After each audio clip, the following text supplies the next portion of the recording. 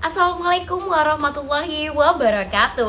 Selamat pagi Ibu dosen yang kami hormati serta rekan-rekan mahasiswa yang kami banggakan. Perkenalkan, kami adalah kelompok 8 yang akan mempresentasikan makalah sosiologi hukum dengan judul Fungsi Hukum sebagai Sarana Penyelesaian Konflik dan Upaya Menekan Tindakan Main Hakim Sendiri di Indonesia. Kami terdiri dari 7 orang dan masing-masing akan membawakan bagian yang berbeda secara bergantian. Saya Imrohatus Soleha dengan NPM 23120111457 akan membuka sesi video kali ini sekaligus akan memaparkan materi dalam bab 1. Hukum lahir bukan dari ruang hampa, melainkan karena masyarakat membutuhkannya. Kita mulai dari pertanyaan mendasar. Mengapa hukum itu ada? Secara sosiologis, hukum merespon terhadap kebutuhan masyarakat akan keteraturan dan keadilan. Ia bukan sekedar teks dalam lembaran negara, melainkan pranata sosial yang hidup bersama dinamika masyarakat. Terpengaruh oleh budaya, ekonomi, dan politik. Indonesia sebagai negara hukum Rechtsstaat telah mempertegas hal ini dalam pasal 1 ayat 3 Undang-Undang 1945. Artinya, negara wajib menyediakan mekanisme penyelesaian konflik yang berkeadilan, efektif, dan dapat diakses oleh seluruh rakyat. Namun, kenyataannya tidak semudah bunyi pasal. Kepercayaan masyarakat terhadap hukum formal masih menghadapi banyak ketantangan.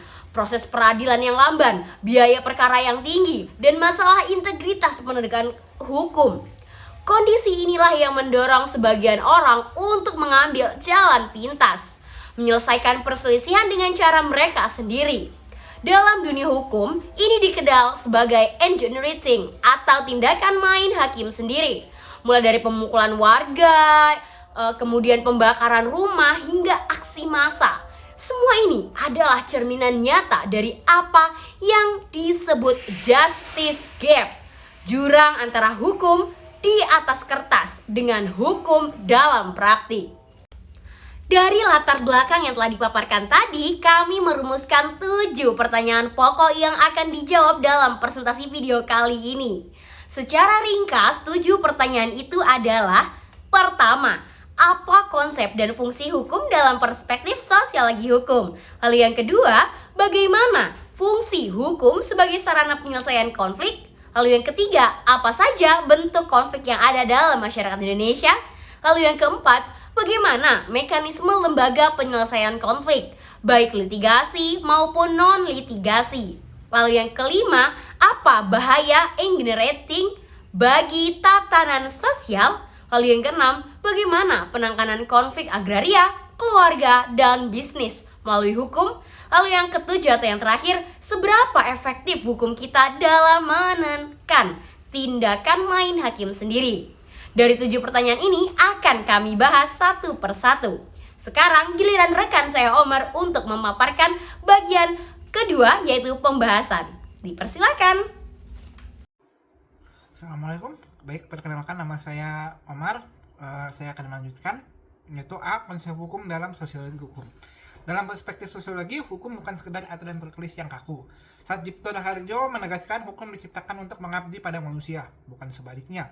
Inilah dasar dari hukum progresif, kritik terhadap penegakan hukum yang terpaku pada teks tapi mengabaikan rasa keadilan nyata. Ada analogi sederhana, hukum itu seperti GPS, kalau tidak diperbarui kondisi jalan, ia akan menyesatkan bukan memandu. Lawrence M. Friedman menambahkan, sistem hukum baru bisa efektif jika 3 komponen ini selaras: substansi hukum, struktur hukum, dan budaya hukum. Jika salah satu bermasalah, seluruh sistem akan disfungsi. Ada 5 fungsi hukum, yaitu 1 direksi sebagai pengarah, 2 integratif, hukum sebagai pemersatu, itu seperti memajukan berbagai ini, stabilitatif, perspektif, dan korektif. Baik, saya akan lanjutkan ke B, yaitu hukum sebagai sarana penyelesaian konflik. Ketika norma sosial dan teguran moral tidak cukup meredam perselisihan, hukum harus mengambil peran. Hukum bekerja melalui 2 jalur, yaitu pertama adalah preventif, yaitu menciptakan aturan main sebelum konflik terjadi. Contohnya itu ada akta notaris, kontrak tertulis, ancaman sanksi, dan lain-lainnya. Dan ada represif, yaitu ketika konflik sudah terjadi. Pengadilan hadir sebagai forum netral yang mengalihkan konflik dari jalur kekerasan ke proses prosedural yang beradab. Intinya, hukum memindahkan konflik dari jalanan ke ruang sidang. Selanjutnya akan diinikan oleh kawan saya, itu Rianda. Terima kasih. Baiklah, di sini saya akan menjelaskan mengenai soal yang sangat dekat dengan kehidupan sehari-hari, yakni konflik dalam masyarakat. Khususnya saya akan menjelaskan mengenai macam-macam konflik dalam masyarakat. Konflik bukanlah hal yang buruk jika dipandang dalam sosiologi hukum. Bahkan sosiolog asal Jerman berpendapat dan menegaskan bahwa konflik ini adalah kekuatan penggerak perubahan sosial. Ia bersifat universal dan tidak bisa kita hapus. Yang bisa kita lakukan hanyalah mengendalikannya. Berikut akan saya jelaskan 5 bentuk konflik dalam masyarakat. Yang pertama adalah konflik antar individu. Konflik ini adalah konflik paling sederhana namun sering kita jumpai, yakni perselisihan antara 2 orang, seperti perebutan batas pagar, kemudian sengketa hutang piutang, atau masalah dalam keluarga. Terlihat kecil, tapi jika tidak diselesaikan dengan baik, bahkan berujung pada kekerasan. Kemudian yang kedua ada konflik antar kelompok. Ketika konflik telah melibatkan 2 kelompok, maka levelnya juga ikut naik. Seperti contohnya tawuran antar kampung, bentrokan organisasi, dan konflik antar suku. Karena yang menjadi bahan bakar di sini adalah solidaritas kelompok itu sendiri. Satu orang disakiti, seluruh kelompok ikut dalam konflik tersebut. Kemudian yang ketiga di sini saya akan jelaskan konflik vertikal. Konflik vertikal ini sesuai dengan namanya, dia konflik antar masyarakat dengan pemerintah. Seperti pemegang kekuasaan, yakni contohnya pemerintah, aparat, atau institusi lainnya. Biasanya konflik ini muncul karena ketidakpuasan masyarakat atas hasil dari kinerja pemerintah itu sendiri, ketidakadilan hukum, atau bahkan penyalahgunaan wewenang. Hal ini outputnya adalah demonstrasi besar-besaran, aksi protes, yang merupakan ekspresi nyata konflik vertikal. Hal yang keempat adalah konflik horizontal. Konflik horizontal ini adalah konflik antara sesama warga yang setara kedudukannya, tapi berbeda latar belakang, suku, agama, ras, atau organisasi. Adapun yang berbahaya dari konflik horizontal adalah ia sering dipicu oleh sentimen atau subjektif yang luas. Kemudian yang kelima adalah konflik sosial akibat pelanggaran hukum. Konflik yang terakhir ini adalah konflik yang paling berkaitan langsung dengan yang namanya main hakim sendiri. Karena dapat kita contohkan ketika ada pencurian, penganiayaan, atau berita bohong yang memancing amarah kita, dan masyarakat merasa hukum lambat dalam menanganinya, maka warga akan otomatis mengambil keputusan sendiri. Hal ini merupakan tanda bahwa masyarakat sudah berkurang kepercayaan kepada hukum. Kemudian selanjutnya adalah dapat disimpulkan semua bentuk konflik di atas memiliki satu kesamaan, yakni jika tidak disalurkan melalui mekanisme hukum yang tepat, mereka berpotensi berkembang menjadi anarkis. Ini yang akan dijelaskan oleh teman saya selanjutnya. Sekian dari saya, terima kasih. Baik, terima kasih teman saya Rianda yang sudah menjelaskan pengertian dari materi jenis-jenis konflik. Selanjutnya akan saya lanjutkan. Perkenalkan, nama saya Muhammad Najardan. Saya akan menjawab setelah konflik itu dijelaskan oleh teman saya Rianda, dan timbullah pertanyaan baru, yakni kemana konflik tersebut harus dibawa dan apa yang terjadi jika tidak dibawa ke tempat yang benar. Oke, baik. Saya akan menjelaskan lembaga penyelesaian konflik di Indonesia. Terdapat 2 jenis, yakni jalur litigasi dan non-litigasi. Yang pertama yakni jalur litigasi atau pengadilan berdasarkan Undang-Undang Nomor 48 Tahun 2009 tentang UU Kekuasaan Kehakiman. Pasal 2 ayat 1 menjelaskan pengadilan adalah forum resmi negara yang memutus sengketa. Terdapat 4 kewenangan pengadilan. Maksud saya jenis pengadilan yakni pengadilan negeri, pengadilan agama, pengadilan niaga, pengadilan tata usaha negara yang masing-masing memiliki kewenangan sendiri. Pengadilan negeri memutus perkara perdata dan pidana umum. Pengadilan agama sengketa keluarga berbasis hukum Islam. Contohnya cerai dan waris. Pengadilan niaga yakni sengketa bisnis dan kepailitan. Dan selanjutnya pengadilan tata usaha negara yakni konflik antara warga dan pemerintah.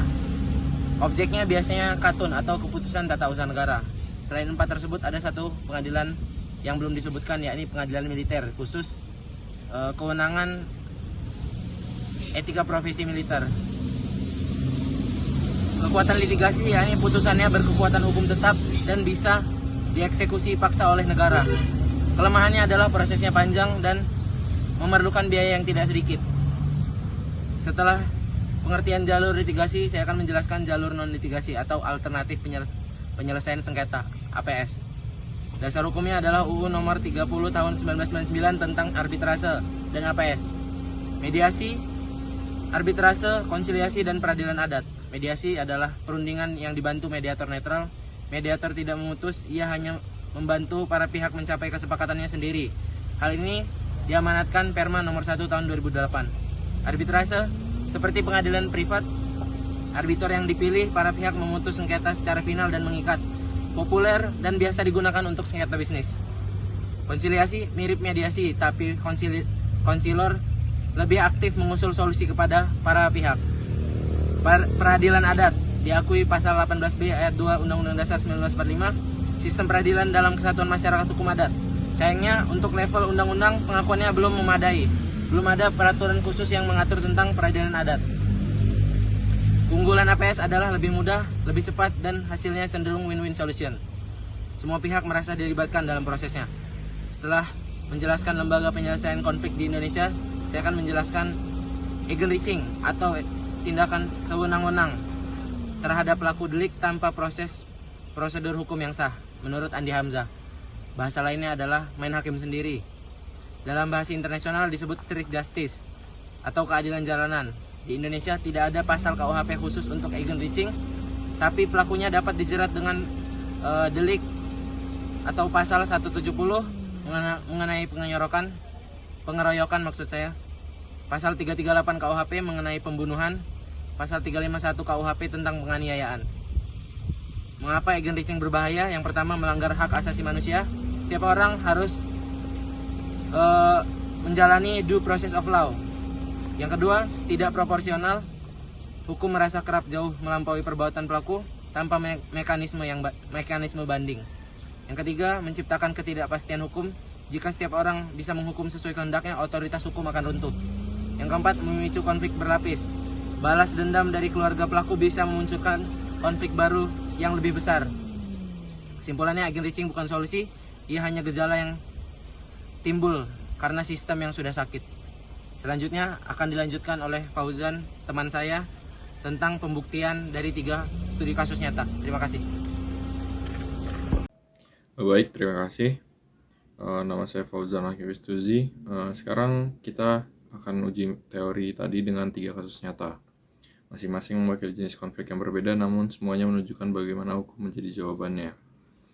Yang pertama ada konflik agraria di Kabupaten Kuburaya, Kalimantan Barat, tahun 2008 sampai 2015. Jadi, masyarakat lokal mengklaim tanah turun-temurun tersebut sebagai hak ulayat atau tanah komunal adat. Perusahaan kelapa sawit memegang sertifikat resmi dari pemerintah.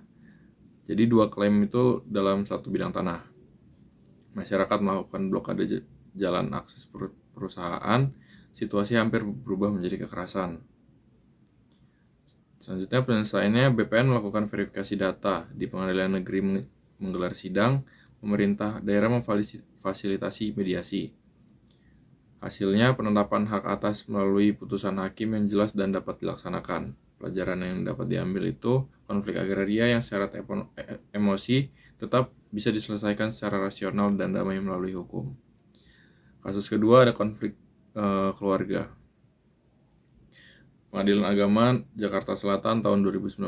Jadi, kasusnya pasangan suami istri yang menikah selama 15 tahun mengajukan cerai, disertai dengan sengketa harta bersama seperti properti, kendaraan, dan investasi, serta perebutan hak asuh anak.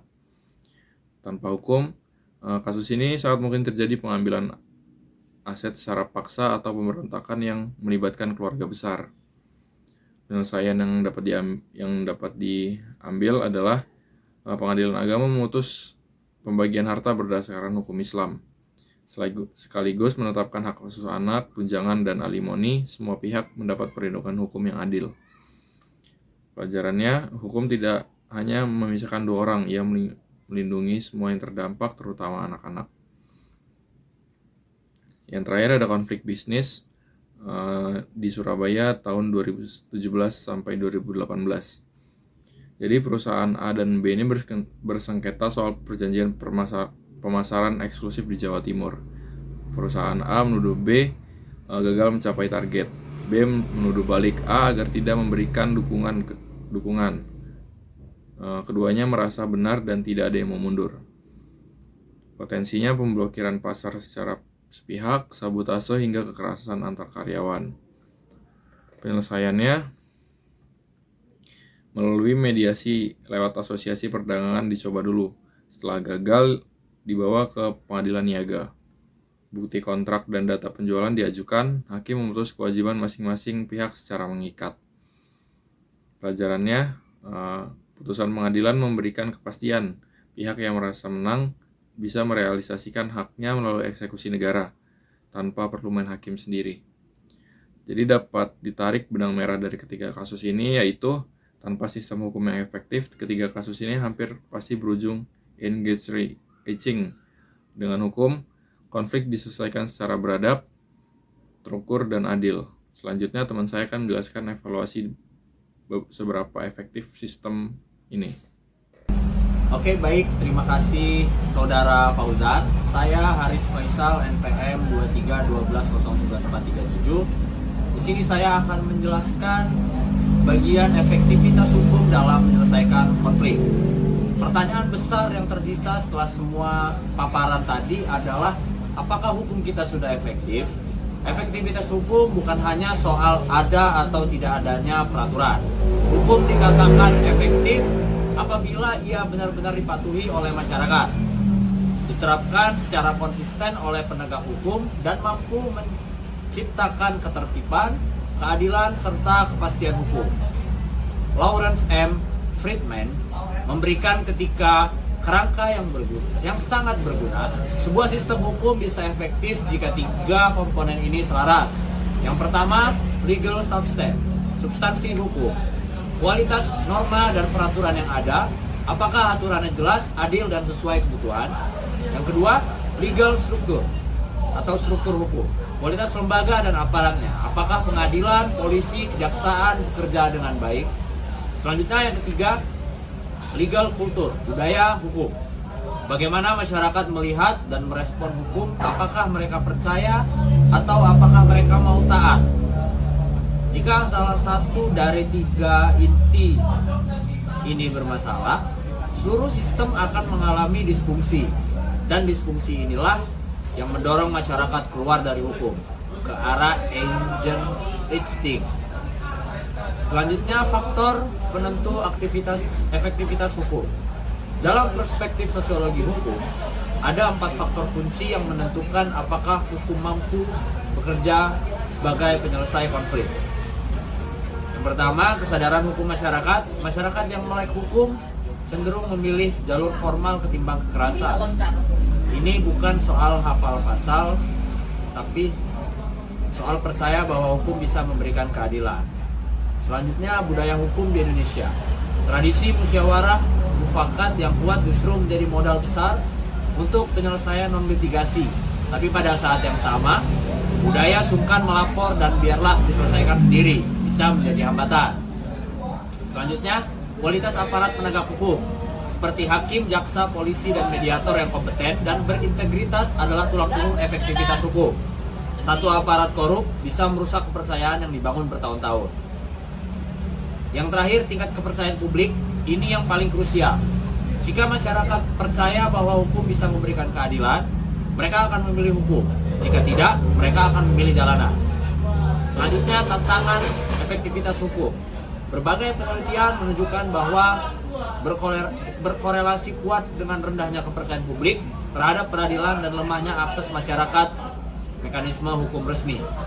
Masyarakat memilih kekerasan bukan karena mereka jahat, melainkan karena mereka putus asa. Proses pengadilan dianggap terlalu lambat dan mahal. Mereka tidak punya pengacara, mereka tidak tahu hak-hak mereka. Inilah yang disebut justice gap yang sesungguhnya, bukan hanya soal teks hukum versus praktik, tapi soal siapa yang bisa mengakses keadilan dan siapa yang tidak. Selanjutnya, rekomendasi untuk meningkatkan efektivitas hukum. Yang pertama, meningkatkan profesionalisme dan integritas aparat penegak hukum melalui pendidikan, pelatihan, dan sistem pengawasan yang kuat. Yang kedua, memperkuat akses masyarakat terhadap keadilan, khususnya bagi kelompok yang rentan yang tidak mampu membayar pengacara atau biaya perkara. Yang ketiga, mempercepat proses penyelesaian perkara, baik melalui reformasi prosedur maupun optimalisasi mekanisme non-litigasi. Yang terakhir, meningkatkan pendidikan dan kesadaran hukum masyarakat, agar setiap warga tahu haknya dan tahu harus kemana mencari keadilan. Ketika keempat hal ini berjalan bersama, maka hukum tidak lagi sekedar kata-kata. Dalam undang-undang, ia menjadi kenyataan yang dirasakan setiap orang. Selanjutnya, akan dilanjutkan Saudara Aksa akan menutup presentasi kita dengan memaparkan kesimpulan dan saran pada bab 3. Baik, sekian dari saya. Terima kasih. Baik, terima kasih kepada rekan-rekan sebelumnya yang telah menyampaikan materi. Saya Rafli Deksa Pratama dan kali ini saya akan menyampaikan bagian penutup pada presentasi kita. Kita mulai bagian yang pertama yaitu kesimpulan. Pada bagian kesimpulan ada beberapa poin. Yang pertama yaitu hukum adalah institusi sosial yang hidup, bukan sekedar teks. Ia ada untuk mengabdi pada manusia dan menciptakan keteraturan, keadilan, serta kepastian. Dan yang kedua, konflik itu bersifat alamiah. 5 bentuknya antar individu, antar kelompok, vertikal dan horizontal, serta dapat mengakibatkan akibat pelanggaran hukum. Semuanya bisa diselesaikan secara bermartabat jika ada sistem hukum yang berfungsi. Dan ketiga, Indonesia menyediakan 2 jalur, yaitu yang pertama litigasi melalui pengadilan dan non-litigasi melalui mediasi, arbitrase, konsiliasi, dan peradilan adat. Keduanya sah, tertulis, dan berkekuatan hukum. Dan keempat, ada Eigenring bukan solusi. Ia adalah gejala dari sistem yang sakit dan lahir dari ketidakpercayaan pada hukum dan berbahaya bagi hak asasi manusia, kepastian hukum, dan ketertiban sosial. Lalu poin yang kelima yaitu efektivitas hukum bergantung pada 3 pilar Friedman yang selaras, yaitu substansi, struktur, dan budaya hukum. Ketiganya harus berjalan bersama. Lalu pada bagian saran, kami menyarankan agar pemerintah dan penegak hukum dapat meningkatkan kualitas pelayanan hukum yang tentu saja yang cepat, transparan, dan mudah diakses. Lalu pada institusi pendidikan, kami menyarankan untuk memperkuat pendidikan dan penyuluhan hukum agar kesadaran hukum menjadi budaya. Pada masyarakat, kami mempercayakan penyelesaian konflik pada mekanisme hukum, manfaatkan mediasi, arbitrase, dan juga peradilan adat yang ada.